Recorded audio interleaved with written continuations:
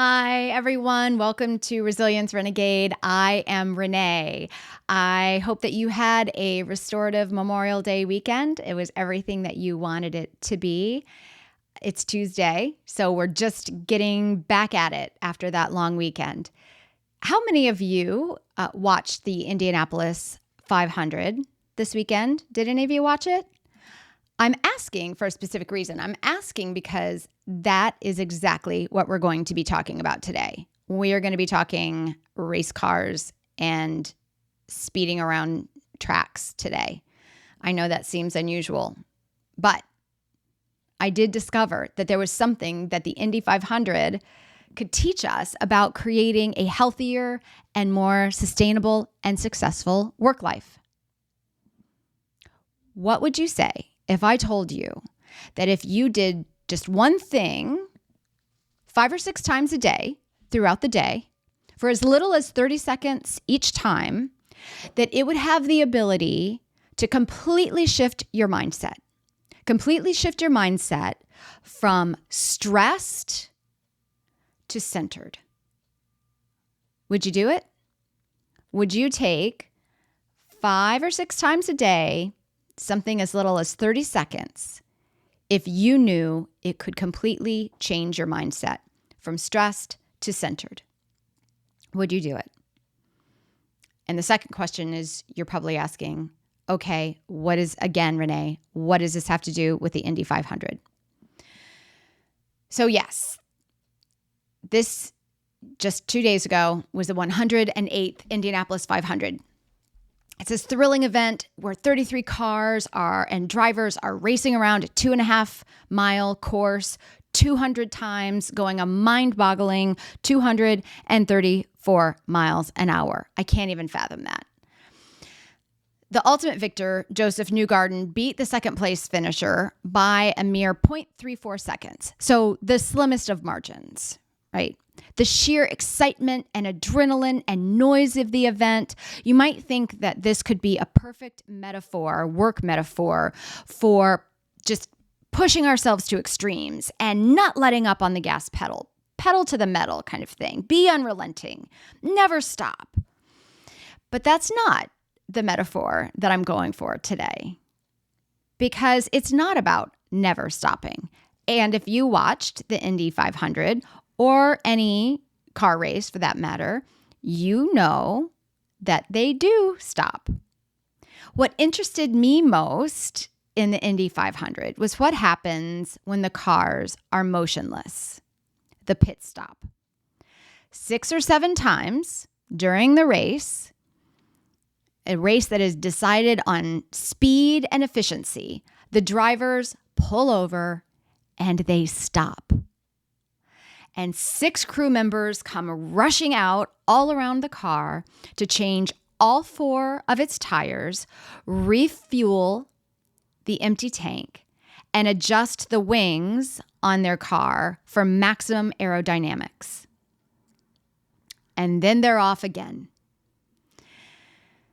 The drivers of these cars know something. They know something about their cars. They know that they are delicate, sophisticated machines being asked to do extraordinary things. That these cars, these machines must be respected and nurtured and maintained, not just occasionally, but often and regularly, and especially when they are being asked the most of. In the height of a race is when it is most important to sometimes stop.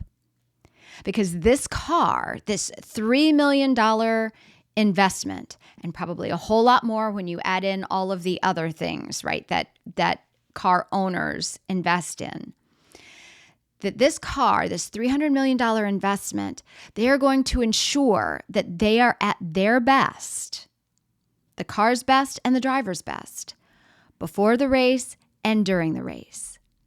And ensuring that means stopping to reset. You have to stop to win. It is actually part of the race. Not stopping is guaranteed defeat. Do you see now where I'm probably going with this? Yeah. It's not rocket science. It's race car science. You have to stop in order to both succeed in your career and experience more happiness in your life, more fulfillment in your life. We all have to do this. Indy cars have pit stops. We need resets because our brains and our bodies are those finely tuned machines, right? This is true for all of us. It is especially true for those who are in professions that require a lot of their brains, whose intellect and critical thinking and high-ordered cognition has to be online and at their best throughout the day. So I work with a lot of attorneys and business professionals within law firms, and I know that that's you. I know it's also a lot of other professions. So if you're listening to this and you're like, well, I'm not a lawyer and I'm not, I'm not a business professional that supports law firms. If you're using your brain, I'm talking to you. Oh, wait a minute. We all use our brain. Right. So I'm talking to all of you. But we know that stress impacts our cognition. Stress that is caused by external pressure, stress that's caused by just our general levels of anxiety because we live in an anxious world, stress that's caused by lack of sleep or poor quality sleep or some combination of all of it. That stress creates wear and tear on our bodies and our brains. Our finely tuned, very expensive machines.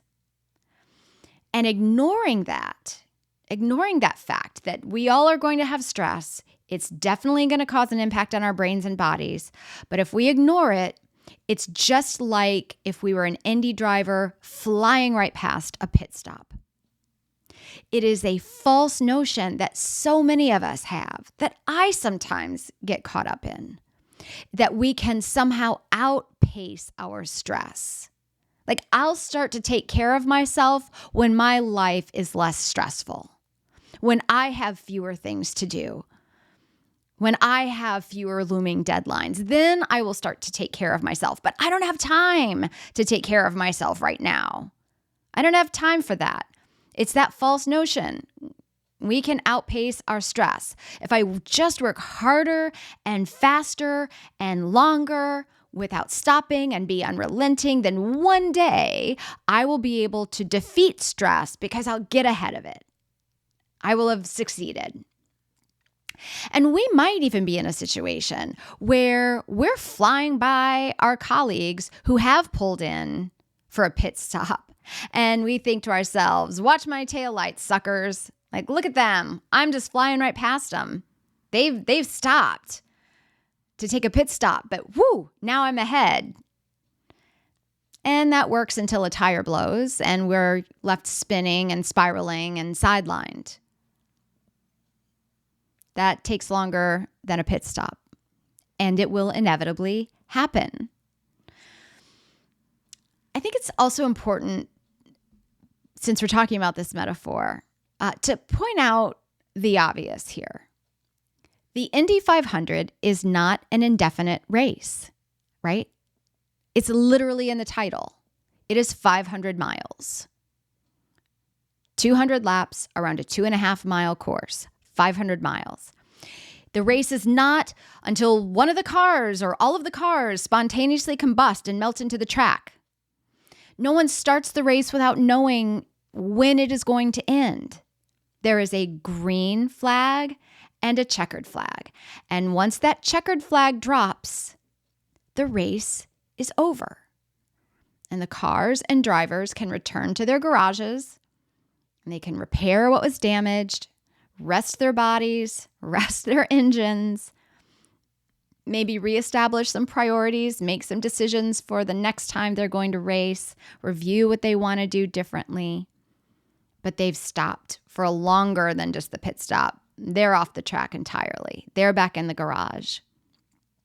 So what I want us to do is to treat our brains and our bodies, like an Indy car, right? Your pit stop is going to be brief but effective resets 6 or 7 times a day. And then at the end of the day, your brain and body needs to go into a restoration mode where you get some deep restoration. But I want to focus today on this pit stop, right? This 6 or 7 times throughout the day for about 30 seconds long that is very brief but effective. I want to stress this word effective because it's not enough just for it to be brief. It has to do something during that period. And I want to share with you something that I have done that is for a long time that I thought was a brief moment to catch my breath and was a great way to have a pit stop, but it wasn't effective at all. And it has to do with this. Right? I have some time. So what I'm going to do, maybe it's just 30 seconds. Maybe I have a whole 5 minutes. So I'm going to pick up my phone and I'm going to scroll here. Okay. And I see, I'm scrolling the news and nothing good's coming out from that. Or maybe, okay, so I'm not going to focus on the news because that really bums me out. So now I'm going to go to Facebook or to other social media. And now I'm in compare mode with everyone else. And there is I'm looking at my son's Life 360 and why isn't he in his 3rd block class? And that was a brief break, I guess, until my next thing that I needed to get to. But I don't feel very restored. In fact, I feel maybe a little bit worse. Because I didn't give my amygdala, that small almond-shaped part of my brain that we all have that controls our fight, flight, or freeze response in our bodies. I didn't get a chance to turn that off. I was just firing it up more with a different stimulus. So it was brief, but it's not effective. To me, it would be like if a race car pulls into a pit stop and one of the pit crew members slaps a bumper sticker on the back that says, "Just keep going," and expects it to take off. And great, that was a brief stop. I stopped. Is that effective? Right? Don't just slap a bumper sticker on the back of your car. What is going to be both brief and effective? So let's think about that. These pit stops, again, 30 seconds long. If you've got a few more minutes, great, take a few more minutes. But they can be done even in just 30 seconds. So where in a pit stop, they're changing the tires and they are refueling the engine, what you're going to do, and what I'm going to try to do more often, is you scan your body and your brain. Right? You're going to do kind of a head to toe quick scan with a calm and quiet breath. Quiet is so key. We don't have quiet in our lives nearly enough anymore. So find some time, 30 seconds of quiet. Scan your brain and your body. Sometimes if you just have even time for one deep breath and you're scanning, and notice what you feel going on in your brain and in your body. Is it telling you something? Do you feel tension in your shoulders? Do you have a sick feeling in your stomach? Are your palms sweating? What's going on? What's your body telling you? Because then what it might tell you is what kind of wing adjustment you need to make. So in the car world, those wings, those aerodynamic wings, if they're positioned the right way, it makes the car much more efficient. There's less drag on it. It's not having to work as hard as it would otherwise. It's using the wind and force to its favor. But if one of those wings gets out of whack and now all of a sudden it's dragging, then the car isn't as efficient. It's not going to go as fast. So by stopping, giving yourself a chance to scan your body and your brain, your body's going to tell you and your mind's going to tell you what kind of wing adjustment you might need to make So for you, instead of aerodynamics, what might it be most likely for us? What are the things that make us less efficient, that cause us to run out of fuel faster? One of the things it can be is a problem with your boundaries. So you might need to take a quick reset of your boundaries. Okay. Oh, I'm noticing that I'm feeling really resentful. Why is that? Oh, I just agreed to take on another project that I do not have the bandwidth to do, and it's not even my job in the first place. I need to reset some boundaries. You might realize after you take that quick scan that what you really need to do is ask for some help. You've got something going on that you know you can face, but boy, it certainly would be nice if you had some help along the way. Or you just need a little bit more direction or a little bit more guidance. And so asking for help is what you need to help you burn fuel more efficiently. And it also might trigger something that will help you prioritize what matters, right? You might take a moment with a quick breath and realize, wait a minute, I'm all upset about something that honestly doesn't even matter to me. It's really something insignificant. We get caught up in whether it's, office gossip or something that is insignificant but feels right, because again, our amygdalas are always looking for something to get stressed about. It's always looking for danger, and not all danger is created equal. Sometimes it's not even danger at all, or it's certainly not our danger. So sometimes if we realize, oh, wait a minute, this isn't a priority for me. It doesn't matter to me. I can hand this off. So during that pit stop, right, instead of changing your tires and refueling and doing wing adjustments, you're going to scan your body and your brain with a few quiet breaths. You're going to listen for what you hear, for what your body and your brain is telling you, and make those wing adjustments. Reset some boundaries, ask for help, prioritize what matters in that moment, and then you're ready to move on. Now, before we get too far, there's something else. What else does the pit have? The pit has a pit crew. The driver can't do this alone. My goodness. If the driver had to get out, unstrap his or herself and climb out of the car and change the tires, that's impossible, right? It needs a pit crew. So I really, really want you to think about who your support system is. And it can be just a few people. There is no more than 6 people in a pit crew. Any more than that, it's just bodies in the way, right? They're tripping over each other. They're maybe giving each other, wrong advice. Right? You don't need that many.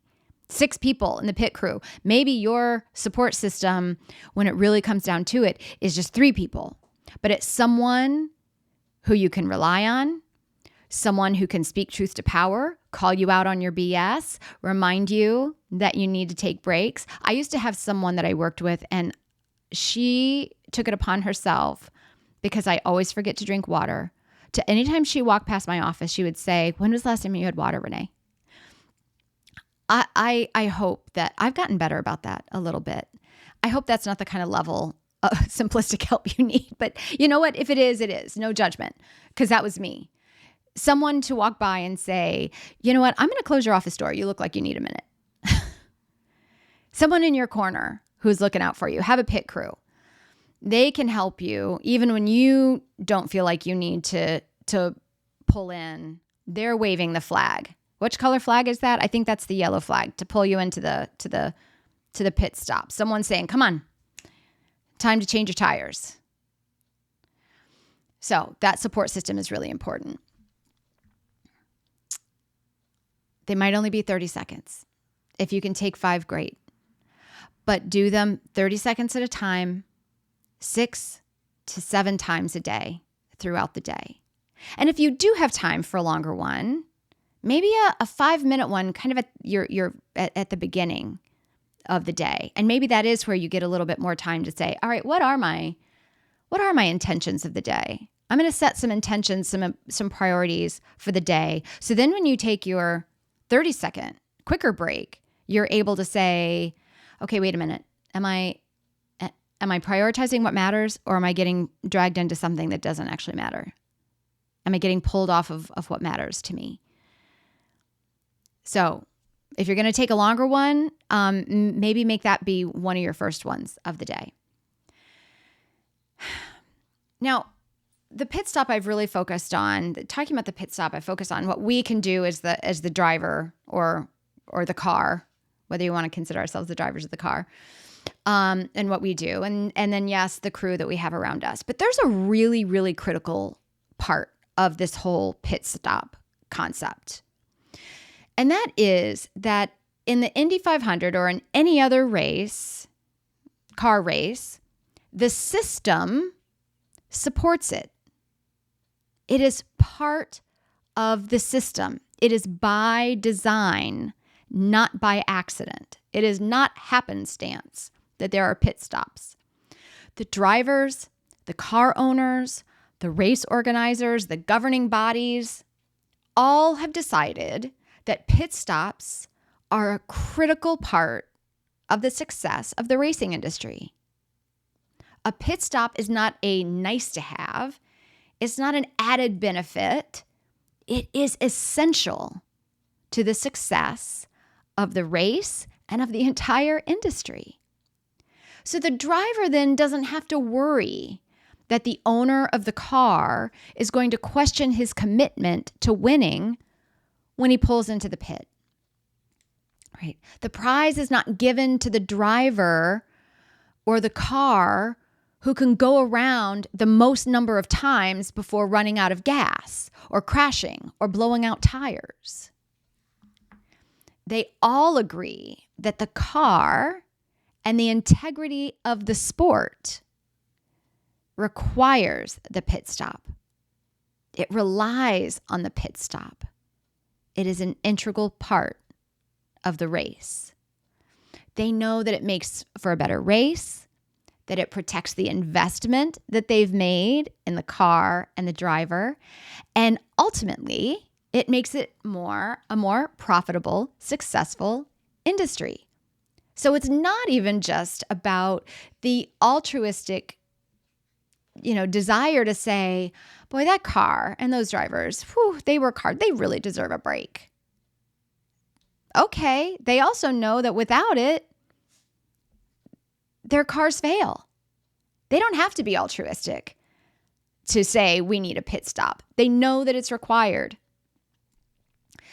And I mention this because I want to speak directly to any of us, any of you that are in a position of power or leadership. And you have the ability to set the standard, even if it's the standard for just your team, or maybe you are in a position to set the standard for your organization or for your industry, right? That you can make the decision to protect the investment that you have made. That you have made an investment in the highly skilled, finely tuned professionals that are under your guidance and care.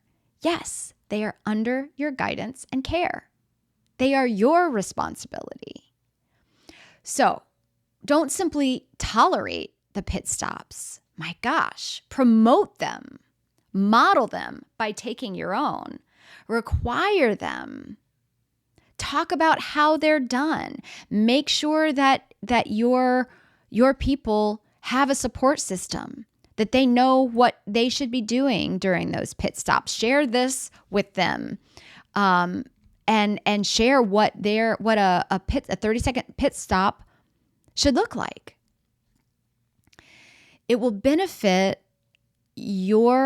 of benefit to your own professional success as a leader, and it will also benefit your own well-being and be a benefit to those that you have been entrusted to lead. I think that's what they call a win-win. So I'm absolutely confident that by taking these pit stop resets 6 to 7 times a day throughout the day for 30 seconds each, that your energy and your well-being and your productivity will put you into the lead. Have a great day.